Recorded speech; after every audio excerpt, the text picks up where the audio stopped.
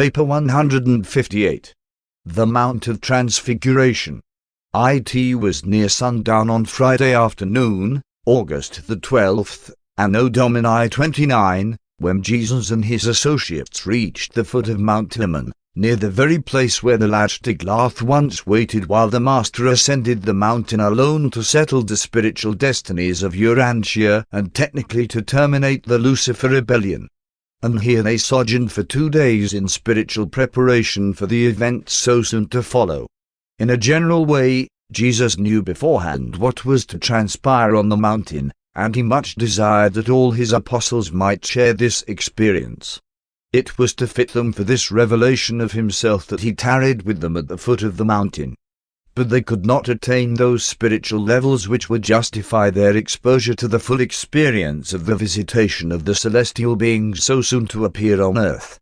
And since he could not take all of his associates with him, he decided to take only the 3 who were in the habit of accompanying him on such special vigils.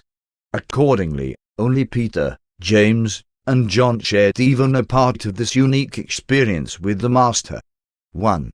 The Transfiguration. Early on the morning of Monday, August the 15th, Jesus and the 3 apostles began the ascent of Mount Hermon, and this was 6 days after the memorable noontide confession of Peter by the roadside under the mulberry trees. Jesus had been summoned to go up on the mountain, apart by himself, for the transaction of important matters having to do with the progress of his bestowal in the flesh, as this experience was related to the universe of his own creation. It is significant that this extraordinary event was timed to occur while Jesus and the apostles were in the lands of the Gentiles, and that it actually transpired on a mountain of the Gentiles. They reached their destination, about halfway up the mountain, shortly before noon, and while eating lunch, Jesus told the 3 apostles something of his experience in the hills to the east of Jordan shortly after his baptism, and also some more of his experience on Mount Hermon in connection with his former visit to this lonely retreat. When a boy, Jesus used to ascend the hill near his home and dream of the battles which had been fought by the armies of empires on the plain of Israel. Now he ascended Mount Hermon to receive the endowment which was to prepare him to descend upon the plains of the Jordan to enact the closing scenes of the drama of his bestowal on Urantia. The Master could have relinquished the struggle this day on Mount Hermon and returned to his rule of the universe domains, but he not only chose to meet the requirements of his order of divine sonship embraced in the mandate of the eternal Son on Paradise, but he also elected to meet the last and full measure of the present will of his Paradise Father. On this day in August, 3 of his apostles saw him decline to be invested with full universal authority. They looked on in amazement as the celestial messengers departed, leaving him alone to finish out his earth life as the Son of Man and the Son of God. The faith of the apostles was at a high point at the time of the feeding of the 5,000, and then it rapidly fell almost to zero. Now, as a result of the Master's admission of his divinity, the lagging faith of the 12 arose in the next few weeks to its highest pitch, only to undergo a progressive decline. The third revival of their faith did not occur until after the Master's resurrection. It was about 3 o'clock on this beautiful afternoon that Jesus took leave of the 3 apostles, saying, "One go apart by myself for a season to commune with the Father and his messengers. One bid you tarry here and, while awaiting my return, pray that the Father's will may be done in all your experience in connection with the further bestowal mission of the Son of Man." And after saying this to them, Jesus withdrew for a long conference with Gabriel and the Father Melchizedek, not returning until about 6 o'clock. When Jesus saw their anxiety over his prolonged absence, he said, "Why were you afraid? You well know one must be about my Father's business. Wherefore do you doubt when one am not with you? One now declare that the Son of Man has chosen to go through his full life in your midst and as one of you. Be of good cheer.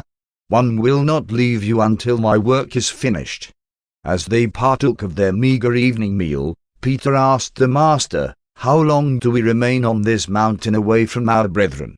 And Jesus answered, until you shall see the glory of the Son of Man, and know that whatsoever one have declared to you is true. And they talked over the affairs of the Lucifer rebellion while seated about the glowing embers of their fire until darkness drew on and the apostles' eyes grew heavy, for they had begun their journey very early that morning. When the three had been fast asleep for about half an hour, they were suddenly awakened by a nearby crackling sound, and much to their amazement and consternation, on looking about them, they beheld Jesus in intimate converse with two brilliant beings clothed in the habiliments of the light of the celestial world. And Jesus' face and form shone with the luminosity of a heavenly light.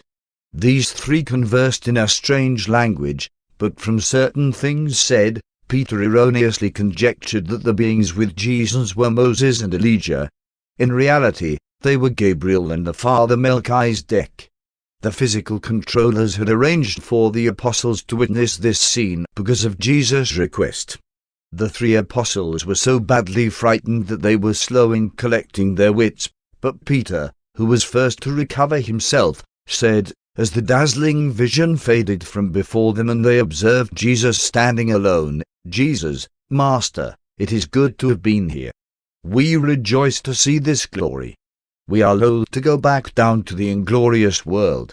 If you are willing, let us abide here, and we will erect 3 tents, one for you, one for Moses, and one for Elijah.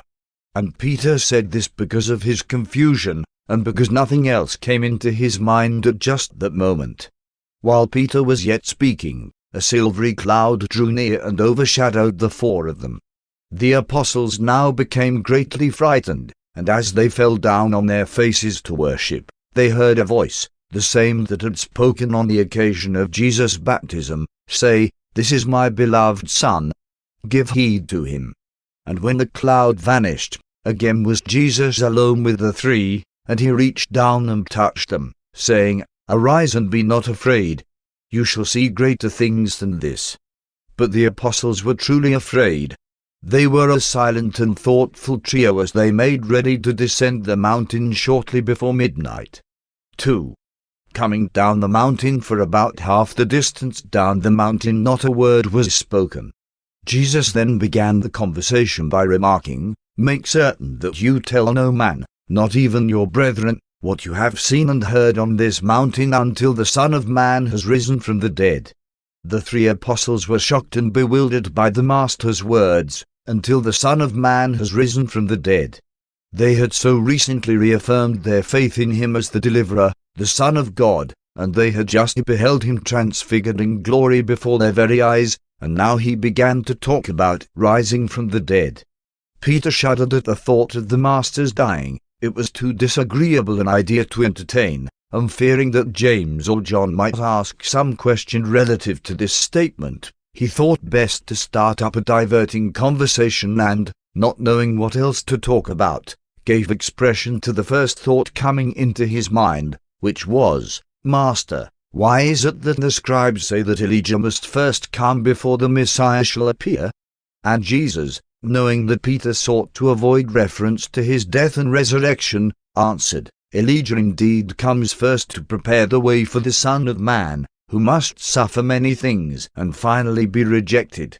But one tell you that Elijah has already come, and they received him not but did to him whatsoever they willed. And then did the 3 apostles perceive that he referred to John the Baptist as Elijah. Jesus knew that, if they insisted on regarding him as the Messiah, then must John be the Elijah of the prophecy. Jesus enjoined silence about their observation of the foretaste of his post-resurrection glory, because he did not want to foster the notion that, being now received as the Messiah, he would in any degree fulfill the erroneous concepts of a wonder-working deliverer. Although Peter, James, and John pondered all this in their minds, they spoke not of it to any man until after the Master's resurrection. As they continued to descend the mountain, Jesus said to them, You would not receive me as the Son of Man. Therefore have one consented to be received in accordance with your settled determination. But, mistake not, the will of my Father must prevail. If you thus choose to follow the inclination of your own wills, You must prepare to suffer many disappointments and experience many trials, but the training which one have given you should suffice to bring you triumphantly through even these sorrows of your own choosing. Jesus did not take Peter, James, and John with him up to the Mount of the Transfiguration, because they were in any sense better prepared than the other apostles to witness what happened, or because they were spiritually more fit to enjoy such a rare privilege. Not at all.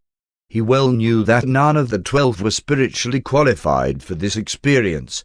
Therefore did he take with him only the 3 apostles who were assigned to accompany him at those times when he desired to be alone to enjoy solitary communion. 3. Meaning of the Transfiguration. That which Peter, James, and John witnessed on the Mount of Transfiguration was a fleeting glimpse of a celestial pageant which transpired that eventful day at Mount Hermon. The Transfiguration was the occasion of 1. The acceptance of the fullness of the bestowal of the incarnated life of Michael and Urantia by the Eternal Mother Son of Paradise.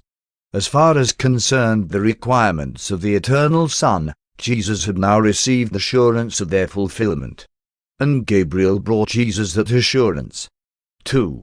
The testimony of the satisfaction of the Infinite Spirit as to the fullness of the Urantia bestowal in the likeness of mortal flesh. The universe representative of the Infinite Spirit, the immediate associate of Michael on Salvington and his ever-present co-worker, on this occasion spoke through the Father Melchizedek. Jesus welcomed this testimony regarding the success of his earth mission presented by the messengers of the Eternal Son and the Infinite Spirit, but he noted that his Father did not indicate that the Urantia bestowal was finished. Only did the unseen presence of the Father bear witness through Jesus' personalized register, saying, "This is my beloved Son. Give heed to him." And this was spoken in words to be heard also by the 3 apostles. After this celestial visitation, Jesus sought to know his Father's will and decided to pursue the mortal bestowal to its natural end. This was the significance of the Transfiguration to Jesus. To the 3 apostles it was an event marking the entrance of the Master upon the final phase of his earth career as the Son of God and the Son of Man. After the formal visitation of Gabriel and the Father Melchizedek, Jesus held informal converse with these, his sons of ministry, and communed with them concerning the affairs of the universe. 4. The epileptic boy. It was shortly before breakfast time on this Tuesday morning when Jesus and his companions arrived at the apostolic camp. As they drew near, they discerned a considerable crowd gathered around the apostles and soon began to hear the loud words of argument and disputation of this group of about 50 persons, embracing the 9 apostles and the gathering equally divided between Jerusalem's scribes and believing disciples who had tracked Jesus and his associates in their journey from Magadan. Although the crowd engaged in numerous arguments, the chief controversy was about a certain citizen of Tiberias who had arrived the preceding day in quest of Jesus. This man, James of Safed, had a son about 14 years old, an only child, who was severely afflicted with epilepsy. In addition to this nervous malady, this lad had become possessed by one of those wandering, mischievous, and rebellious midwayers who were then present on earth and uncontrolled, so that the youth was both epileptic and demon-possessed.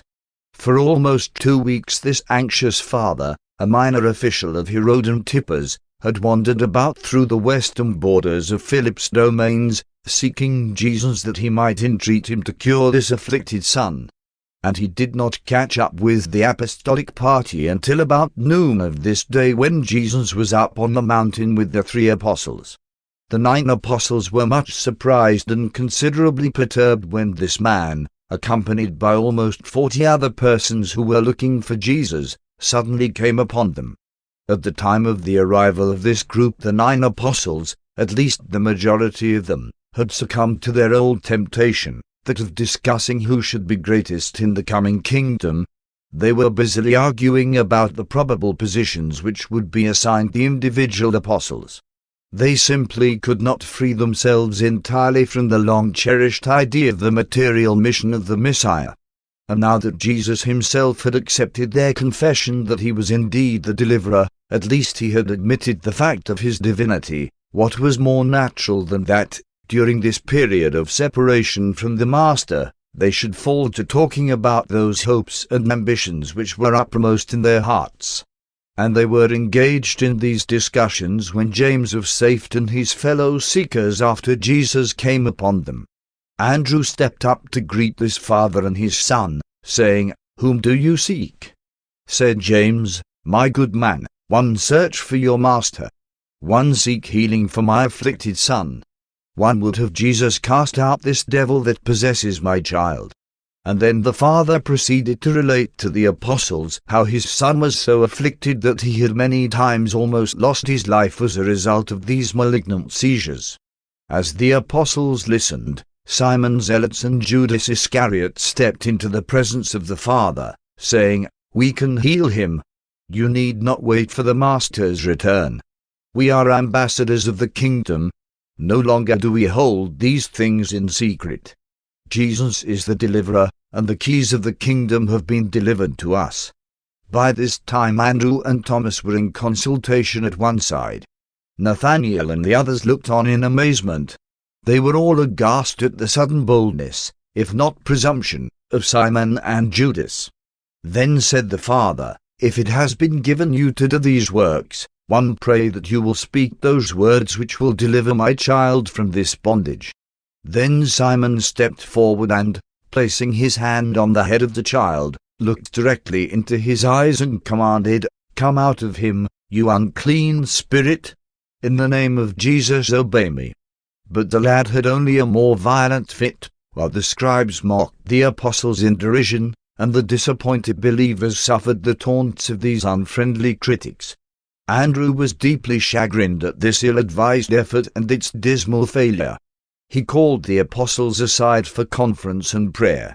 After this season of meditation, feeling keenly the sting of their defeat and sensing the humiliation resting upon all of them, Andrew sought, in a second attempt, to cast out the demon, but only failure crowned his efforts.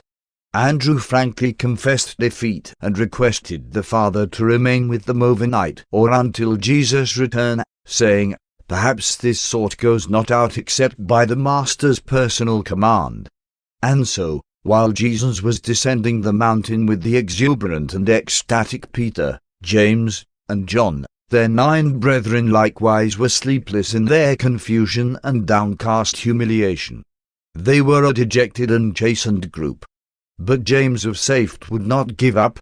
Although they could give him no idea as to when Jesus might return, he decided to stay on until the Master came back. 5. Jesus heals the boy. As Jesus drew near, the 9 apostles were more than relieved to welcome him, and they were greatly encouraged to behold the good cheer and unusual enthusiasm which marked the countenances of Peter, James, and John. They all rushed forward to greet Jesus and their 3 brethren. As they exchanged greetings, the crowd came up, and Jesus asked, "What were you disputing about as we drew near?" But before the disconcerted and humiliated apostles could reply to the Master's question, the anxious father of the afflicted lad stepped forward and, kneeling at Jesus' feet, said, "Master, one have a son, an only child, who is possessed by an evil spirit. Not only does he cry out in terror, foam at the mouth, and fall like a dead person at the time of seizure, but oftentimes this evil spirit which possesses him rends him in convulsions, and sometimes has cast him into the water and even into the fire. With much grinding of teeth, and as a result of many bruises, my child wastes away. His life is worse than death. His mother and one are of a sad heart and a broken spirit. About noon yesterday, seeking for you, one caught up with your disciples, and while we were waiting, your apostles sought to cast out this demon, but they could not do it. And now, Master, will you do this for us? Will you heal my son?" When Jesus had listened to this recital, he touched the kneeling father and bade him rise while he gave the nearby apostles a searching survey. Then said Jesus to all those who stood before him, "O faithless and perverse generation, how long shall one bear with you? How long shall one be with you? how long ere you learn that the works of faith come not forth at the bidding of doubting unbelief? And then, pointing to the bewildered father, Jesus said, Bring hither your son. And when James had brought the lad before Jesus, he asked, How long has the boy been afflicted in this way? The father answered, Since he was a very young child. And as they talked, the youth was seized with a violent attack and fell in their midst, gnashing his teeth and foaming at the mouth. After a succession of violent convulsions he lay there before them as one dead. Now did the father again kneel at Jesus' feet while he implored the master, saying, If you can cure him, one beseech you to have compassion on us and deliver us from this affliction. And when Jesus heard these words, he looked down into the father's anxious face, saying, Question not my father's power of love, only the sincerity and reach of your faith. All things are possible to him who really believes. And then James of Safed spoke those long-to-be-remembered words of commingled faith and doubt, Lord, one believe. One pray you help my unbelief. When Jesus heard these words, he stepped forward and, taking the lad by the hand, said, One will do this in accordance with my Father's will and in honor of living faith. My son, arise. Come out of him, disobedient spirit, and go not back into him. And placing the hand of the lad in the hand of the father, Jesus said, Go your way. The Father has granted the desire of your soul. And all who were present, even the enemies of Jesus, were astonished at what they saw. It was indeed a disillusionment for the three apostles who had so recently enjoyed the spiritual ecstasy of the scenes and experiences of the Transfiguration, so soon to return to this scene of the defeat and discomfiture of their fellow apostles. But it was ever so with these 12 ambassadors of the kingdom. They never failed to alternate between exaltation and humiliation in their life experiences. This was a true healing of a double affliction, a physical ailment and a spirit malady. And the lad was permanently cured from that hour. When James had departed with his restored son, Jesus said, We go now to Caesarea Philippi. Make ready at once. And they were a quiet group as they journeyed southward while the crowd followed on behind. 6. In Celsus' garden they remained overnight with Celsus, and that evening in the garden, after they had eaten and rested, the 12 gathered about Jesus, and Thomas said, Master, while we who tarried behind still remain ignorant of what transpired up on the mountain, and which so greatly cheered our brethren who were with you, we crave to have you talk with us concerning our defeat and instruct us in these matters, seeing that those things which happened on the mountain cannot be disclosed at this time. And Jesus answered Thomas, saying, Everything which your brethren heard on the mountain shall be revealed to you in due season. But one will now show you the cause of your defeat in that which you so unwisely attempted. While your master and his companions, your brethren, ascended yonder mountain yesterday to seek for a larger knowledge of the Father's will and to ask for a richer endowment of wisdom effectively to do that divine will, you who remained on watch here with instructions to strive to acquire the mind of spiritual insight and to pray with us for a fuller revelation of the Father's will, failed to exercise the faith at your command but, instead, yielded to the temptation and fell into your old evil tendencies to seek for yourselves preferred places in the kingdom of heaven, the material and temporal kingdom which you persist in contemplating. And you cling to these erroneous concepts in spite of the reiterated declaration that my kingdom is not of this world. No sooner does your faith grasp the identity of the Son of Man than your selfish desire for worldly preferment creeps back upon you, and you fall to discussing among yourselves as to who should be greatest in the kingdom of heaven, a kingdom which, as you persist in conceiving it, does not exist, nor ever shall. Have not one told you that he who would be greatest in the kingdom of my Father's spiritual brotherhood must become little in his own eyes, and thus become the server of his brethren? Spiritual greatness consists in an understanding love that is godlike, and not in an enjoyment of the exercise of material power for the exaltation of self.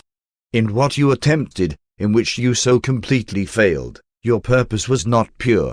Your motive was not divine. Your ideal was not spiritual. Your ambition was not altruistic. Your procedure was not based on love, and your goal of attainment was not the will of the Father in heaven.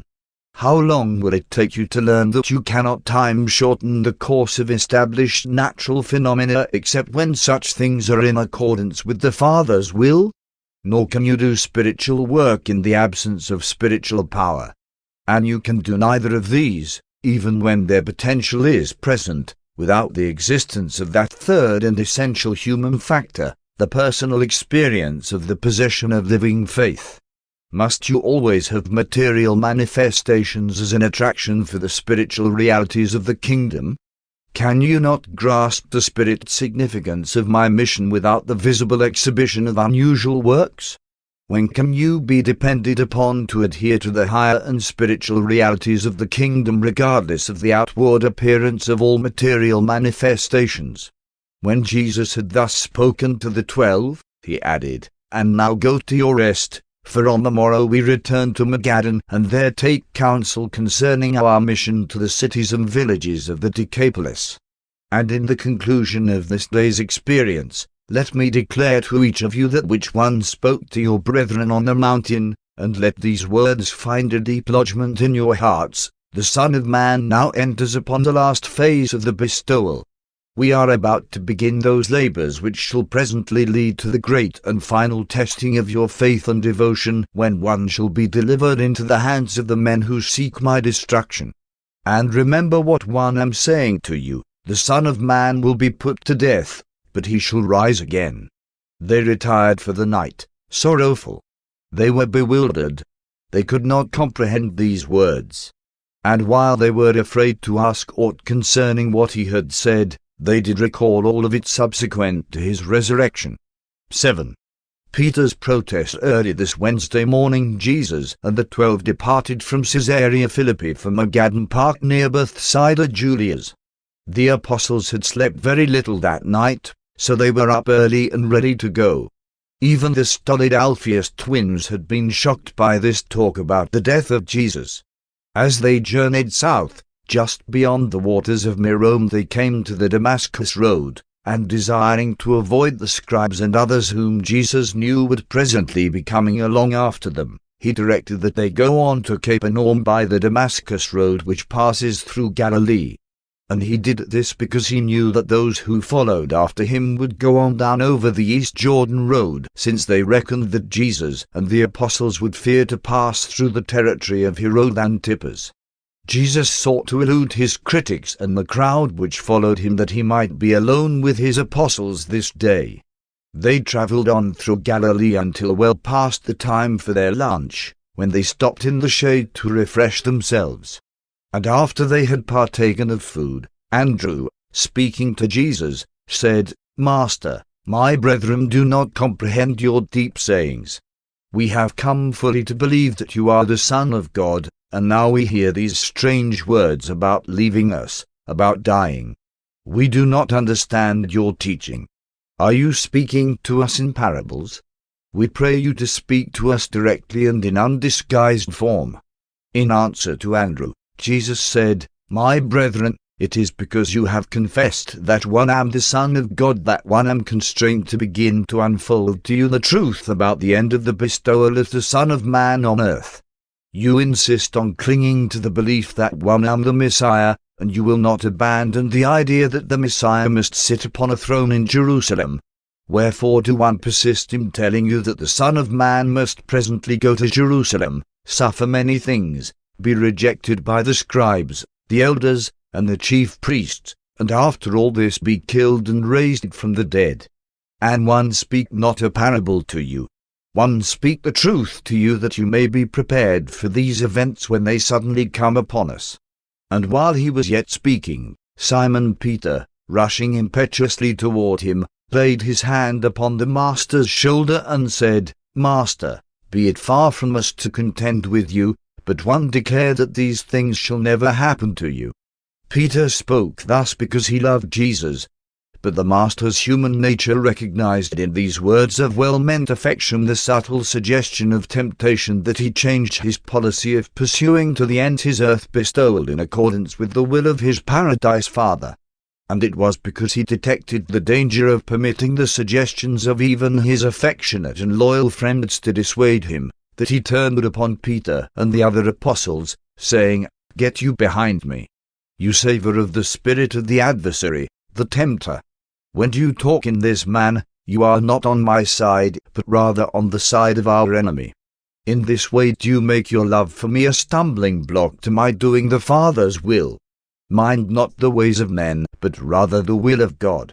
After they had recovered from the first shock of Jesus' stinging rebuke, and before they resumed their journey, the Master spoke further, "If any man would come after me, let him disregard himself, take up his responsibilities daily, and follow me. For whosoever would save his life selfishly, shall lose it, but whosoever loses his life for my sake and the gospel's, shall save it. What does it profit a man to gain the whole world and lose his own soul? What would a man give in exchange for eternal life? Be not ashamed of me and my words in this sinful and hypocritical generation, even as one will not be ashamed to acknowledge you when in glory one appear before my Father in the presence of all the celestial hosts. Nevertheless, many of you now standing before me shall not taste death till you see this kingdom of God come with power." And thus did Jesus make plain to the 12 the painful and conflicting path which they must tread if they would follow him. What a shock these words were to these Galilean fishermen who persisted in dreaming of an earthly kingdom with positions of honor for themselves. But their loyal hearts were stirred by this courageous appeal, and not one of them was minded to forsake him. Jesus was not sending them alone into the conflict. He was leading them. He asked only that they bravely follow. Slowly the 12 were grasping the idea that Jesus was telling them something about the possibility of his dying. They only vaguely comprehended what he said about his death, while his statement about rising from the dead utterly failed to register in their minds. As the days passed, Peter, James, and John, recalling their experience upon the Mount of the Transfiguration, arrived at a fuller understanding of certain of these matters.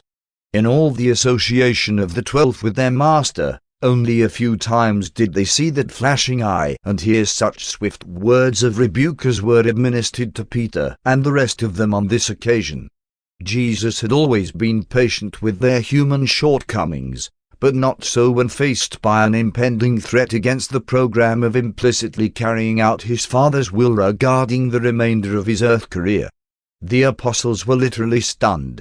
They were amazed and horrified. They could not find words to express their sorrow.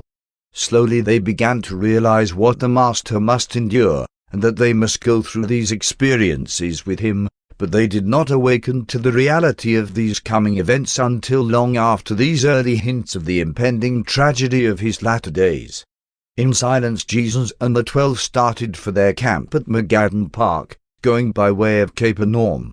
As the afternoon wore on, though they did not converse with Jesus, they talked much among themselves while Andrew talked with the Master. 8. At Peter's house entering Capernaum at twilight, they went by unfrequented thoroughfares directly to the home of Simon Peter for their evening meal. While David Zebedee made ready to take them across the lake, they lingered at Simon's house, and Jesus, looking up at Peter and the other apostles, asked, "As you walked along together this afternoon, what was it that you talked about so earnestly among yourselves?" The apostles held their peace, because many of them had continued the discussion begun at Mount Hermon as to what positions they were to have in the coming kingdom, who should be the greatest, and so on. Jesus, knowing what it was that occupied their thoughts that day, beckoned to one of Peter's little ones and, setting the child down among them, said, "Verily, verily, one say to you, except you turn about and become more like this child, you will make little progress in the kingdom of heaven. Whosoever shall humble himself and become as this little one, the same shall become greatest in the kingdom of heaven. And whoso receives such a little one receives me. And they who receive me receive also him who sent me. If you would be first in the kingdom, seek to minister these good truths to your brethren in the flesh. But whosoever causes one of these little ones to stumble, it would be better for him if a millstone were hanged about his neck and he were cast into the sea. If the things you do with your hands, or the things you see with your eyes give offense in the progress of the kingdom, sacrifice these cherished idols, for it is better to enter the kingdom minus many of the beloved things of life rather than to cling to these idols and find yourself shut out of the kingdom. But most of all, see that you despise not one of these little ones, for their angels do always behold the faces of the heavenly hosts. When Jesus had finished speaking, they entered the boat and sailed across to Magadan.